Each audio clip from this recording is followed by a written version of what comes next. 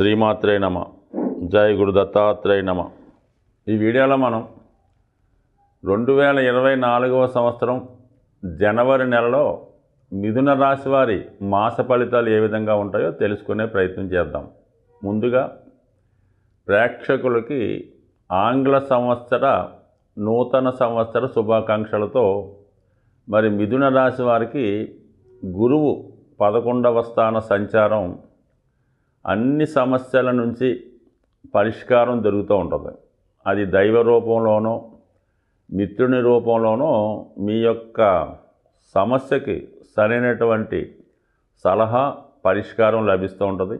మరి గురుగ్రహ అనుగ్రహం కోసం మీరు దైవాన్ని ఎంత గట్టిగా నమ్మితే గురువు మిమ్మల్ని జూపిటర్ అంత బలంగా మీకు తన ప్రతిఫలాన్ని అందించే అవకాశం ఉంటుంది.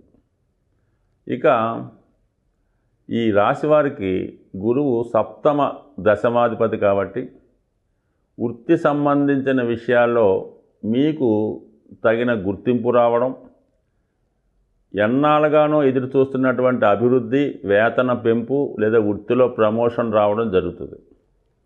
అయితే రాహు దశమ స్థానంలో సంచరిస్తున్నాడు కాబట్టి సాఫ్ట్వేర్ రంగంలో వారికి, సినిమా, మీడియా, టీవీ రంగంలో వారికి, మెడికల్, టెక్నాలజీ, ఏరోనాటికల్ సంబంధించిన వారికి ఎక్కువ ఫలితాన్ని ఇచ్చే అవకాశం ఉంది.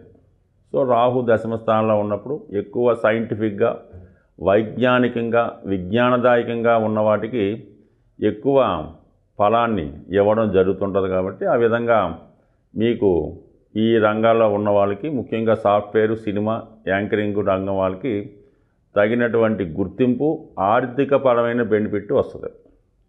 ఇక నెక్స్ట్ ఏంటంటే సప్తమ భావం ఫలితాలు అంటే జీవిత భాగస్వామి అనుకూలంగా మారడం, వివాహ ప్రయత్నాలు ఫలించడం, ఆర్థిక విషయాలు అనుకూలించడం జరుగుతూ ఉంటుంది. ఇక ఏంటంటే సప్తమ భావంలో 3 గ్రహాలు సంచరిస్తున్నాయి. దాని డిపాజిటర్ 11లో ఉన్నాడు. అంటే ఎప్పుడైతే ఈ సప్తమ భావం యొక్క డిపాజిటర్ గురువు 11లో ఉన్నాడో సప్తమ భావ ఫలితాలన్నీ కూడా 11వ భావ ఫలితాలు అంటే మీకు లాభాన్ని ఇవ్వడమే జరుగుతుంది. అదే డిపాజిటరు 12లో కానీ, 6లో కానీ, 8లో కానీ ఉంటే ఆ భావ ఫలితాలు ఇబ్బంది పెడతాయి అన్నమాట. అందువలన మీకు రవి, బుధ, కుజ కూడా మంచి ఫలితాలు ఇస్తాడు. ఇక సెప్టెంబరు, జనవరి 19 తర్వాత శుక్రుడు కూడా మీకు సప్తమ భావంలోకి వచ్చి శుక్రుడు ఫలితాలు కూడా మీకు లాభభావంతో ఇవ్వడం. అంటే శుక్రుడు ఎప్పుడైతే 19 జనవరిలో వచ్చాడో మీకు శత్రువులు మిత్రువులుగా మారడం, అలాగే స్త్రీలు మీకు అనుకూలించడం, అలాగే అధికారంలో ఉన్నటువంటి స్త్రీలు అనుకూలంగా ఉంటారు, అలాగే స్త్రీలతో ఉన్న విరోధం మీకు మిత్రులుగా మారే అవకాశం ఉంది. కుజుడు భూములు, స్థిరాస్తులు అన్నదమ్ముల ద్వారా కలిసి వస్తుంది, రుణాల నుంచి విముక్తి లభిస్తుంటుంది. ఇంకా బుధుడు, ఇంకా లగ్నాధిపతి బుధుడు, చతుర్థాధిపతి బుధుడు కంపల్సరీగా ఈ సమయంలో గృహలాభం కలిగే అవకాశం ఉంది, లేదంటే వాహన లాభం కలిగే అవకాశం ఉంది. అది మీ ప్రయత్నాన్ని బట్టి, మీ స్థాయిని బట్టి మరి రాబోయే ఈ కొత్త సంవత్సరంలో ఇంచుమించుగా మీరు ప్రయత్నం చేయాలా. కానీ ఏప్రిల్ నెలాఖరు లోపల సొంత గృహం ఏర్పడే అవకాశం 100% ఈ జాతకులకి ఉండే అవకాశం ఉంది. అది చిన్నదా, పెద్దదా, అప్ప, లోనా, ఇంకోట, గిఫ్ట్ అన్నది మీ యొక్క నిర్ణయం బట్టి, మీ స్థాయిని బట్టి ఆధారపడి ఉంటుంది. కాబట్టి తప్పకుండా ప్రయత్నం చేయండి. కంపల్సరిగా గృహయోగం మీకు ఏర్పడుతుంది. సో ఇంత అనుకూలంగా మీకు గురువు మళ్ళా 11 సంవత్సరాల తర్వాత కానీ వచ్చే అవకాశం లేదు. ఇప్పుడు ఉన్నటువంటి గ్రహస్థితి అప్పుడు ఉండే అవకాశం లేకపోవచ్చు. సో ఈ కారణాల వల్ల మరి ఏదైనా ఇదే మంచి ప్రయత్నం, అటు వివాహానికి కానీ, అటు గృహ సంబంధించిన విషయాలు సొంత గృహానికి కానీ, లేదా ఉద్యోగంలో అభివృద్ధి కొరకు కానీ, నూతన ఉద్యోగం కొరకు కానీ 100% బాగుంటుంది.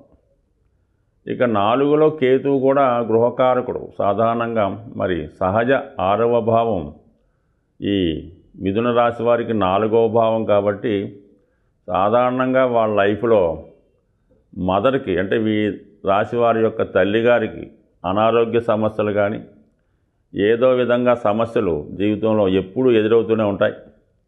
అలాగే మీరు ఇల్లు కొనుక్కుంటే కంపల్సరిగా ఇతరుల సహకారం లేనిదే, అంటే ముఖ్యంగా లోన్ అంటే అప్పు తెచ్చి కట్టుకోవడం కానీ, లేదా అత్తగారి సహకారమో మేనమావుల సహకారమో మిత్రుల సహకారంతో రుణ సహకారంతో గృహం కట్టుకోవాలి తప్ప పూర్తిగా సాలిడ్గా కొనడం అన్నది ఫస్ట్ గృహం విషయంలో అవదు. తర్వాత మీరు సంపాదించుకున్న తర్వాత టోటల్గా క్యాష్ ఇచ్చే కొనుక్కుంటారు, వేరే విధంగా కొనుక్కుంటారు. కానీ ప్రథమంగా ఫస్ట్ గృహానికి మాత్రం కంపల్సరీగా రుణం తెచ్చి కొనుక్కోవాలి. అది కూడా ఎంత టైట్గా ఉన్నా కొనుక్కుంటే ఆ రుణాన్ని తీర్చుకుంటారు, గృహం మీకు మిగులుతుంది, దాని విలువ కూడా తర్వాత పెరుగుతూ ఉంటుంది. సో మరి ఈ విధంగా ప్రయత్నం చేయండి. డిసెంబరు 31 నుంచి జనవరి 19 మధ్యలో స్త్రీలతో విరోధాలు వచ్చే అవకాశం ఉంది. అత్తగారి బంధువులతో విభేదాలు వచ్చే అవకాశం ఉంది. జీవిత భాగస్వామి కంటే, ఇది స్త్రీల కంటే భర్త అయితే భార్యకి, అంటే ఈ రాశివారు మగవాళ్ళు అయితే వాళ్ళ వైఫ్కి అనారోగ్య సమస్యలు, ఏదంటే హాస్పిటలైజ్ అవ్వడం కానీ ఏదో చిన్న హెల్త్ పరమైన ప్రాబ్లమ్స్ వచ్చే అవకాశం ఉంది. ఈ విషయంలో కొంత మరీ జాగ్రత్త అవసరం లేదు కానీ, సో ఏదన్నా కేర్ తీసుకోవడం మంచిది.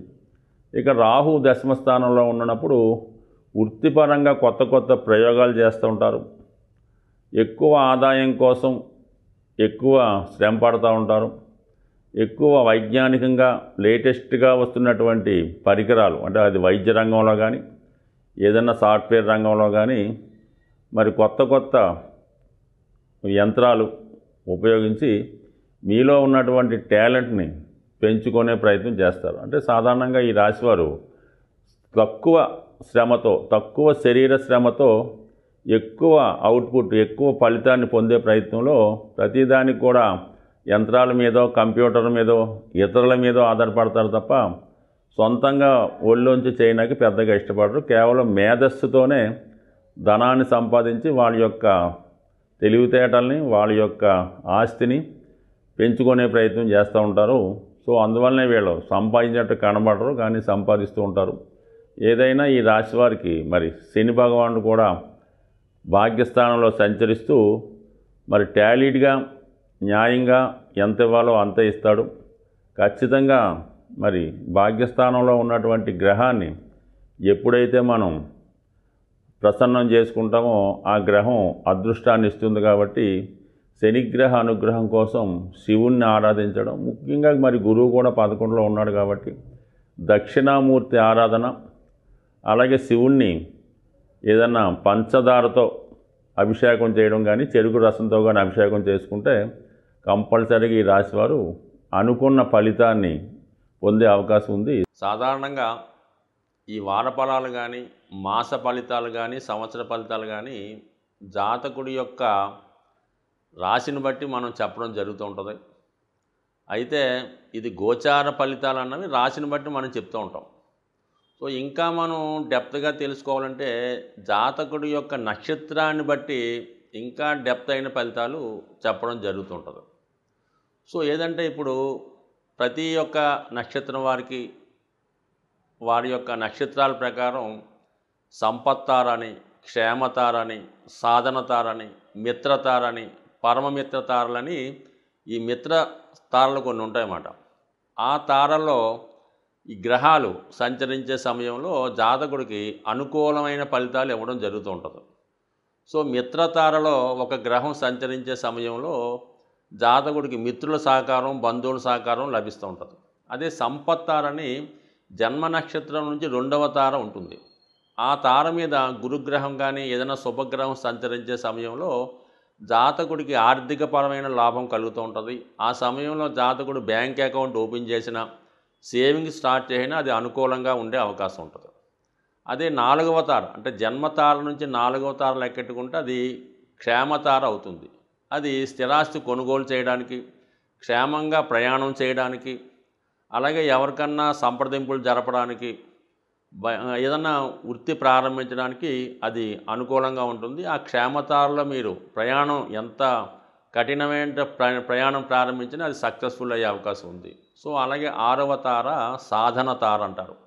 కోర్టు కేసుల్లో విజయం సాధించాలన్నా, మీరు వెళ్ళిన చోట అప్పు పుట్టాలన్నా, లేదంటే మీరు అప్పు తీర్చాలన్నా, అలాగే శత్రువులపై విజయం సాధించాలన్నా, ఒక యుద్ధానికి వెళ్ళాలన్నా, ఒక కోర్టుకి వెళ్ళాలన్నా సాధన తారలో మీరు పని స్టార్ట్ చేస్తే 100% విజయం సాధిస్తారు. ముఖ్యంగా విద్యార్థులు ఇంటర్వ్యూకి వెళ్ళినప్పుడు ఆ సాధన తారలో ఇంటర్వ్యూకి వెళ్తే ఉద్యోగంలో తప్పక విజయం లభిస్తూ ఉంటుంది. అలాగే 8వ తార అన్నది మిత్రతార. అంటే మనం స్నేహం చేయడానికి కానీ, వివాహ సంబంధాలు కుదుర్చుకోవడానికి కానీ, ఎవరితో అన్నా పార్ట్నర్షిప్ వ్యవహారాలు చేయడానికి కానీ మిత్రతార చాలా అనుకూలించే అవకాశం ఉంది. సో అలాగే పరమమిత్రతార, అంటే ఈ పరమమిత్రతారలో కొంతమంది అనుకూలంగా ఉందని, కొంతమంది ప్రతికూలంగా ఉంటుందని చెప్తారు. బట్ కానీ ఏదైనా కొంతవరకు న్యూట్రల్గా మంచి ఫలితాలు ఇవ్వడం జరుగుతూ ఉంటుంది. సో ఈ విధంగా మనం తారాబలం చూసుకొని, అలాగే మరి చంద్రలగ్నాత్తు అష్టమంలో ఏ గ్రహం సంచరించినా కూడా ఇబ్బంది కలుగుతుంటుంది. ముఖ్యంగా ప్రతి నెల ఒకసారి 2.5 రోజులు అష్టమ స్థానంలో చంద్రగ్రహ సంచారం జరుగుతుంటుంది. ప్రస్తుతం మరి ఒక విధంగా చెప్పాలంటే తులారాశి వారికి అష్టమంలో ఇప్పుడు సంచారం జరుగుతుంది అనుకుంటాం. వాళ్ళకి ఈ వృత్తి వ్యవహారాల్లో చికాకులు లభిస్తాయి. అందుకని అష్టమ చంద్ర దోషం కూడా జాతకుడికి ఉంటుంది కాబట్టి అది కూడా మరి గమనించుకుంటూ, ఈ తారాబలాన్ని కూడా గమనించుకుంటూ ఇంకా మనం సూక్ష్మంగా ఇంకా డెప్త్గా ఈ వార ఫలితాలు, మాస ఫలితాలు తెలుసుకున్నప్పుడు ఇంకా పర్ఫెక్ట్ అయినటువంటి ఫలితాలు వచ్చే అవకాశం ఉంది. అలాగే జన్మ జాతకాన్ని బట్టి కూడా ప్రస్తుతం జరుగుతున్నటువంటి దశానాథుడు, అంటే మనకి ఏదో దశ జరుగుతుంటుంది, ఆ దశానాథుడు గోచారంలో ఎక్కడున్నాడు, ఏ గ్రహంతో కలుస్తున్నాడు అన్న స్థితిని బట్టి కూడా మన యొక్క ఫలితం ఆధారపడి ఉంటుంది. కాబట్టి ఇవన్నీ కూడా మిక్స్ చేస్తేనే జాతకుడు సరైనటువంటి ఫలితాన్ని పొందగలడు తప్ప ఏదో పేరుని బట్టో రాశిని బట్టో ఈ 4 ఫలితాలు ఏదో తెలుసుకోవడం వల్ల అది 100% ఖచ్చితమైన ఫలితం అయితే కాదు. మరి డెప్త్గా తెలుసుకుందాం అనుకుంటే మీకు ముఖ్యంగా చాలా సూక్ష్మంగా, చాలా జాగ్రత్తగా టైం తీసుకొని పరిశీలిస్తే ప్రతి విషయాన్ని కూడా పర్ఫెక్ట్గా జ్యోతిష శాస్త్రంలో తెలుసుకునే అవకాశం ఉంటుంది. కాబట్టి మీరు ఎవరైనా ఇబ్బందుల్లో తెలుసుకోవాలనుకున్న వాళ్ళు మీ సమీపంలో ఉన్నటువంటి జ్యోతిష్కుడికి సరైన సమయం ఇచ్చి తగు విధంగా మరి ఈ జాతకం తెలుసుకోవడం వల్ల ఇంకా మంచి ఫలితాలు పొందుతారని ఆశిస్తూ స్వస్తి.